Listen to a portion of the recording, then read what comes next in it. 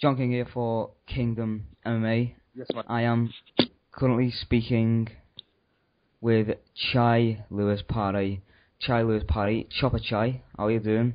You okay? I'm good. How's it going? I'm great, thanks. So, you're currently scheduled to fight Brandon Vera, UFC veteran, for the One Championship heavyweight strap. That fight is set to go down on December 11th. What have you, what have you been doing specifically in training camp to prepare for someone with the skill level and the experience of Brandon Vera? To be honest, I got in a shipment of potatoes and I've just been mashing them. Because that's what it is, mate. I just mash a potato. That's what Brandon Vera is. It's just one big, ugly potato. And he's going to get mashed. That's all I needed to do. Just get a bag of potatoes, mate. Sack of spuds. And that's exactly what he's going to drop, like a sack of spuds. Oh. So you're not a fan? He's a knobhead, man. You know what? He was a... I always liked him as a fighter. I always thought he was exciting and he was fun. And just this, you know what? It's ruined it for me. It's like they say, he's not my idol or anything. You know, I'm a fan of his, but they say don't meet your idols, innit, because they're knobs. And I haven't even met the guy, and he's a fucking knob. So he's got that I am holier than thou sort of attitude, and I can't stand that. Like at the end of the day, this is a game. It's a sport. It's no different to playing snooker. It's just you get hurt in this sport, and you should treat it as a game. It's nothing to be, you know, taken so serious. And you look at him, you know, prime example is just look at him when he walks out of his fights. His fans, he's in his country's last fight in the Philippines. His fans are reaching out. These people are worshipping the guy, and they're reaching out just to get a hand touch. You understand how important and how monumental that would be to these people who are getting close to their idol, and he won't even reach out and touch him because he's not. You know, the fighting is serious time. Shut up, you fucking loser. It's not fucking serious time. You're getting paid loads of money to go and fight a guy for no more than 25 minutes. That's it. You're getting paid loads of money. These people are paying money to get a glimpse of you. They're probably the only time they're going to see you in their life. It's not a rich country, the Philippines. So they'll probably save up all their money to go to that event one time a year, and you can't even reach out and touch their hand. I've got no respect for that, mate. No respect whatsoever. So, yeah, he's a bellend. So, I would not want to get on the wrong side of you ever, because you are a scary man. But so with the utmost respect, bear that in mind. None of your opponents, as of yet, have had the experience, not just fights, but the high level experience that Brandon Vera has. Does that worry you at all? Nah. What was there to be worried about? He's a man. He fights. He's good. If anything, I think the pressure's on him, because he doesn't want to lose to a guy who hasn't fought anybody of his experience level. It's a lot worse. And it's in his hometown. It's not his hometown, but it's his home soil, so to speak. All the people there are going to be booing me, and they're all going to be cheering him. So, if anything, the pressure's on him. Like, it's a win. This is a win-win fight for me. You got to remember that. I can't lose. I cannot lose. How much? If you know, at the end of it, if I lost the fight, everyone will be like, okay, well, you lost to Brandon Vera. But if I win the fight, it's like, yeah, well, you just battered Brandon Vera, and you're the one heavyweight champion. So really, oh, thank you, brother. Really, I can't lose. So yeah, there's no pressure. This is fun for me, man. Just go in there, have a laugh, beat him up, collect my money, get on a flight with my brandy, and then come home and have a party, mate. That's it. You know, as you say, you believe you should treat it as a game. How much do you take into account the fans? You said that you're expecting to be booed.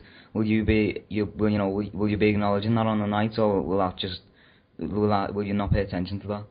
Man, if they boo me, it will just make me smile, because whether you boo me or you cheer me, you're doing something for me, in aid of me. It's either you're acknowledging me, so you're spending energy doing something for me, whether that's good or that's bad. So either way, I'm winning. You're doing me a favour, if anything. You boo me, that's great, because there's the same people that boo me will be the same ones that be asking for a picture at the end of the fight. Oh, can I get no one's true to their word nowadays. Everyone's full of shit. You know that. Everyone's just full of shit. They'll boo you, and they'll be telling you, oh, man, I can't stand Vera. I hope you win. And then as soon as they meet Vera, they'll be like, oh, I can't stand Chopper. I hope you win. People are just, fans are fans. You need them, and you need them on every scale, mate. You need them to be against you. You need them to be for you. I actually quite like the the adversity. I enjoy. It might sound a bit weird, but I enjoy. I'd rather be booed than completely loved because that's just boring. It was one of the Superman movies, isn't it? They were getting bored of him, so he became a drunk and all that, didn't he? Clark became a drunk. It's just you get bored of the same thing. If you're a hero all the time, the hero gets boring. So you need a villain to come spice it up every now and then, and that's me. I'd rather be the villain, mate, the sexy villain. Is this your personality outside of interviews? Are you like this all the time, or is this a show for the cameras? No, there's no cameras here, mate. I'm sitting in the gym. I just done a massive chest and shoulders session. No, this is me, man. This is me. I like having a laugh. I live life by the balls, brother. Just to have a laugh. I try not to say anything to offend anybody. Like I wouldn't, talk about sexual discrimination or religion or anything like that. Each to their own in that respect. But I'll say what I feel like saying. I'm an entertainer. That's what I'm supposed to do. I don't get paid this money to just sit there, be boring, turn up, and being a heavyweight, I should put more of an effort to promote a fight because I don't even have to cut weight. So people deserve to be entertained. If you're going to sit and put the effort in to pay for the pay-per-view online or to go to the event, then you should be entertained. They should be watching interviews. They should be able to type in YouTube or Google or whatever platform they want to use to watch videos, media. They should be able to click on there and see for months in advance entertaining stuff from the guys that are fighting, especially the guys that are headlining. What's Brandon Vera doing? Nothing. He's collecting little checks in his little money salary for fighting for the organisation, and all he wants to talk about is legalising weed and bullshit like that. He's got no real interaction with his fans. They're fans of you because you're a fighter, not because of your political views. So be a fighter, be an entertainer. Don't just turn up and do a little seminar and think you're doing enough. You're not. Be a character. Be someone that they can buy into. But they can't buy into Brandon Vera because he's fucking dull. He's boring. What is he? He's got no personality. He's got about as much personality as a dead man's ball bag. He's got nothing. Do you think Brandon's concentrating too much on other stuff and not concentrating enough on the fight? Brandon Vera thinks he's going to beat me up. Right, that's what's going to... He thinks his experience is going to get him out of deep water. Yeah, I fought Randy Couture, I fought John Jones. Yeah, you also lost to those guys too, mate. You got battered on many occasions. I can tell you he got battered. So just think of the times he's gotten beat. They're the places I'm going to exploit him, and that's where I'm going to batter him. His nose is going to be on the back of his head, not on the side of his face like Thiago Silva did. He is going to get flattened, mate. He is going to get flattened. And I'm actually looking forward to just beating him up. I've told people this already. They can keep the belt. I'm not interested in that. I'm just interested in beating up Brandon. So they can have the belt back. I'll give it to him. So you go, mate. Second place, first loser. Have it. You're a winner at something. Before mixed martial arts, you had a very successful career in basketball. When and why did you decide to transition into MMA? And how did you find out about MMA and why did you come over? I needed the money, bruv. I needed the money. I was hard up one month. Well, not even a month. One summer I was hard up, and my mate had a show he was putting on, and he needed someone to fight. And he was like, "Yeah, I know you're interested in fighting, because I've been training, but nothing like too serious." And he was like, "Hey man, I got a spot on the main event if you want to fight." And then he told me, "Yeah, you can make $1,000 real quick." Boom! I said, "Sign me up." And then I won, and I thought, well, this is easy. I was like, man, this is a quicker rate of money than I'd get if I was working in an Undertaker's or something. So. How long have you been training? What, when I took the fight?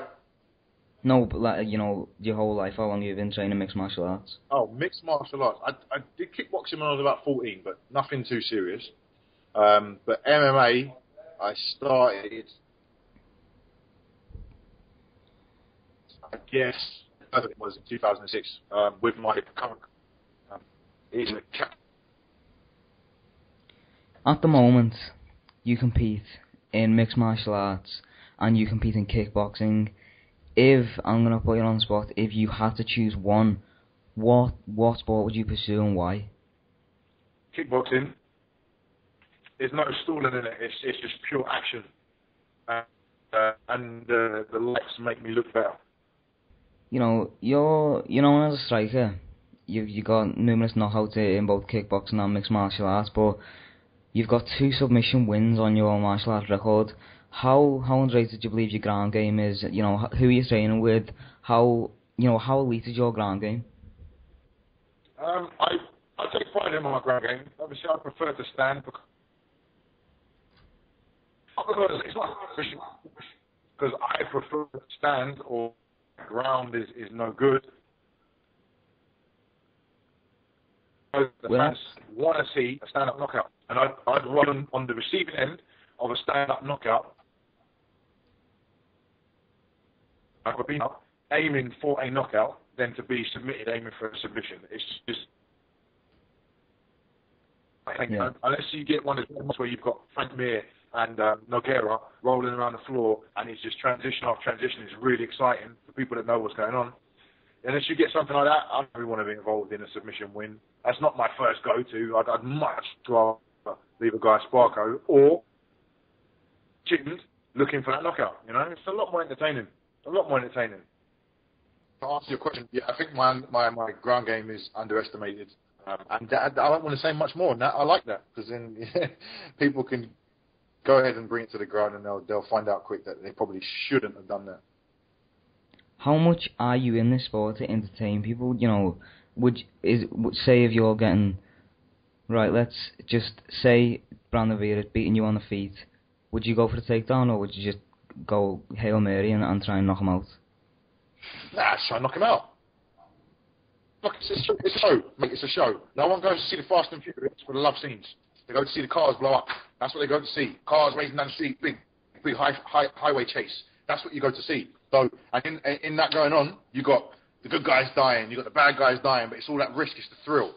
That's how the fight should be treated. No one wants to see the scene where Vin Diesel's taking his top off. We're not a guy anyway. And most of the people that watch MMA are guys. So I know they don't want to watch me, another man, rubbing nipples on the floor. They don't want to see that. So if I'm going to get knocked out, I'm going to get knocked out in fashion, looking for the knockout. Because at the end of the day, I'm still going to get a bonus for that. So let's go get that bonus. Right, without giving going into detail, without giving away your game plan, what do you think Brandon Vera is going to do, and what are you going to do to counter it? Brandon Vera is going to shoot to take me down. I'm going to knee him straight in the fucking mouth. And he's going to realise, actually, let me not take him down, let me stand up. About kicking him straight in the balls. I want to get the wind out of him, so I get a warning. They go, he gets in 5 minutes, and in that 5 I think to my boy, I can stop this fight. And then when it starts again, right, bridge of his nose, he can't see, left shot to the liver. Then instead of pressing him, I'm going to step away so that shot he can see that issue, and he can think about it, and then he'll just take a knee and he'll say, you know what, I can't take this anymore. So he can walk out there with his bushy little tail between his skinny little legs and his weeping, bruised potato face will be something disappointing. They're like, you know what, this guy ain't my idol anymore. He's just a bruised potato. And I'll walk out there with that belt and I'll hand it to some little kid who's on the runway or something. I'll say, you go, that you can be the next champion. You just keep pushing. You can do that. I'm not interested in that. Let's say you beat Brandon Vera. Where do you go from there? Anybody you want to fight? Anybody you've got in mind, or is it whoever gets put in front of you? I would like to fight. I think the only thing that sounds really interesting to me is like spectacle fights. I'd love to like a fight with Tyson Fury. Or so, because I know you want to go into MMA or kickboxing, something like that. That'd be fun. Because I know he'd sell the fight. It'd be a wicked battle. We're both same sort of size. In one FC, all the heavyweights are boring. What's the point? Who's there to fight? They might as well bring someone in. Bring Brock Lesnar in or something. That's going to be exciting. But the guys that are there now are like 2-week-old dried up dog shit. They're boring. They're just cracking into white white crusty shit. That's what these guys are like. They're boring. So, the whole division is that. They're all boring. The whole division there, the whole heavyweight division is crap. Do you actually cut any weight to get down to heavyweight? No, but I always cut weight just so I look good. Always right. Look looking good, mate. I got that GSP tactic. Yeah. So, I'm not sure if you're aware of this, but if you are successful in conquering Brandon Vera, you will join Liam McGeary as the only British mixed martial arts fighter to win a title in a major international mixed martial arts organisation. Does that mean anything to you? How do you feel about that? Yeah, I know about that. I was bummed because I was aiming for this fight before the McGeary. Actually, I was campaigning for this fight when Brandon Vera fought Andy Newton. So I was hoping Lyndon would get it because Lyndon's my boy. But I was a little bit like, okay, cool. So Lyndon didn't get it. I'll be the first guy to be the first Brit to hold the title. But then Brandon Vera took his time, dragging his heels. What I want to see dragging his heels about setting his fight up because I've been asking for it forever, over a year. Look on my social media. I've been asking for this for over a year. And for some reason, they gave him that bum in that idiot. Who's that guy that he fought? The one who looked like a surfboard throwing punches. Surfboard with arms. He got kicked in the head. That guy. Can't remember his name. Subora. That's it. Mr. Zero personality. Yeah, I was asking for that, but then McGeary won it, and I was, I'm a fan of McGeary. I think he's done wicked, and it's an honour to be. I'll just take the heavyweight claim, the first heavyweight to hold British heavyweight to hold it. But man, people like Vassell and McGeary, they're sort of paving the way for the Brits. Britain is making a huge stamp with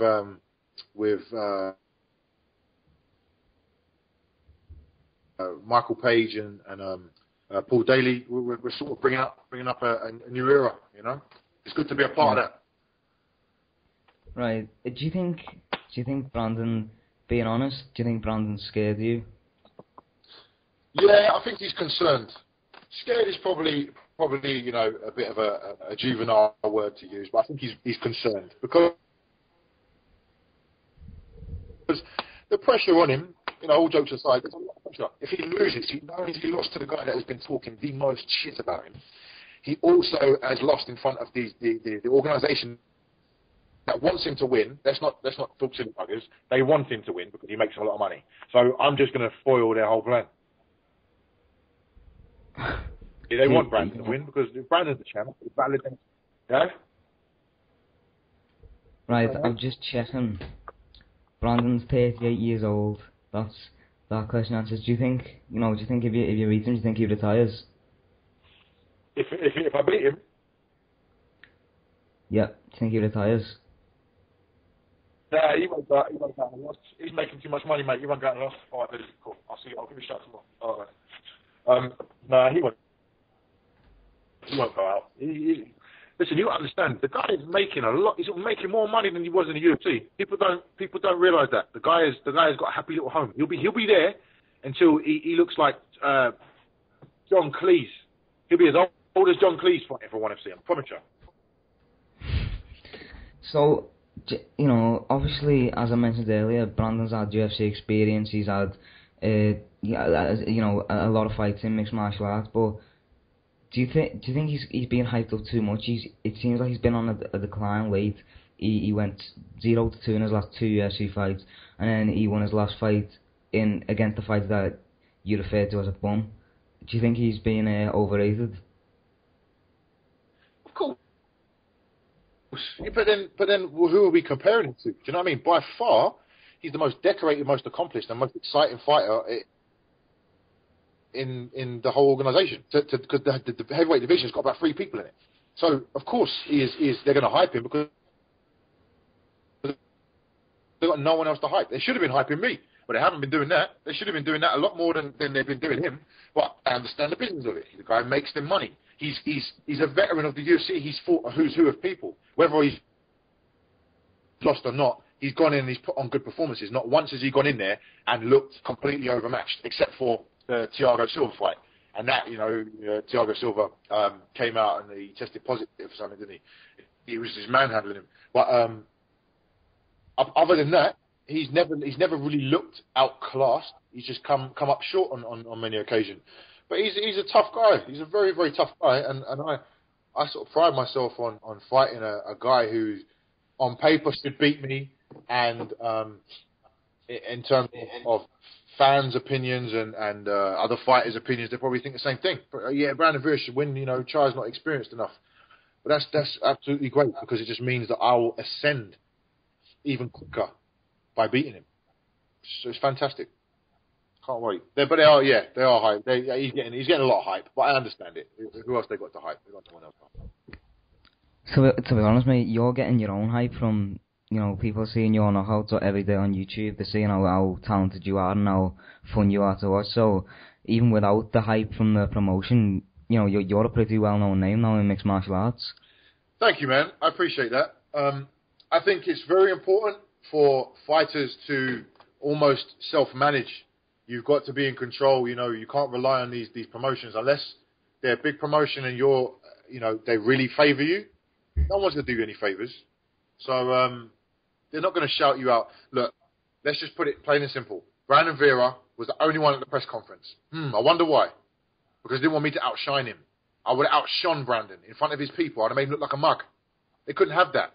So, how funny, I'm not at the press conference. They don't need me at the press conference. Who has a main event and doesn't have both fighters at the main event at the press conference? Who does that?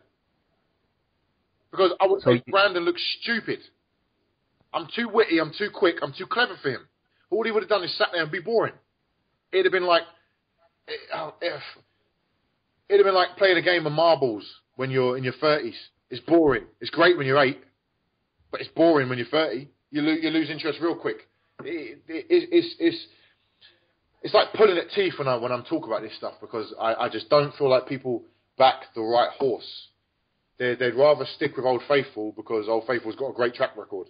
But Old Faithful is called Old Faithful for a reason. So you were not invited to that press conference at all? No. They just, It was very. It was made very. The travel times were made inconvenient, so that it was inconvenient for me to go. And then I was no longer needed. Whether it was on purpose or not, I don't know. But it just seemed a little bit convenient. I wasn't at the press conference, and then Brandon wants to post stuff saying, he doesn't turn up. And it's like, mate, it's not about me not turning up. It's about me not being brought there. So before you start trying to make me look bad when I'm not there, you can talk. And he's putting pictures up saying, where's Chi? I'm here. And Chi is off. It's like, well, listen, you're getting paid to be there. I'm not. So don't let's not play silly buggers.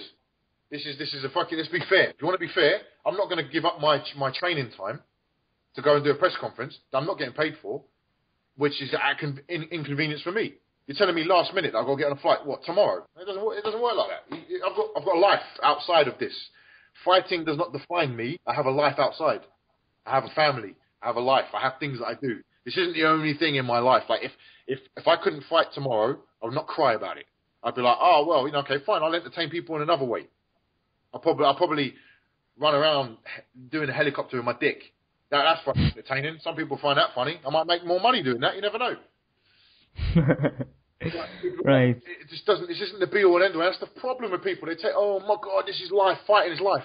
Well, then you've got a really boring fucking life, mate. If that's all you can do, the only thing that makes you happy is fighting. Well, eventually you're not going to be able to fight, and then you're going to be a real depressed old man with a bunch of scars and cauliflower ears. And then what are you going to do? Right. You are brilliant. I have to admit. Well, thank you. That's all I got for you right now, Chi. Really appreciate you joining me.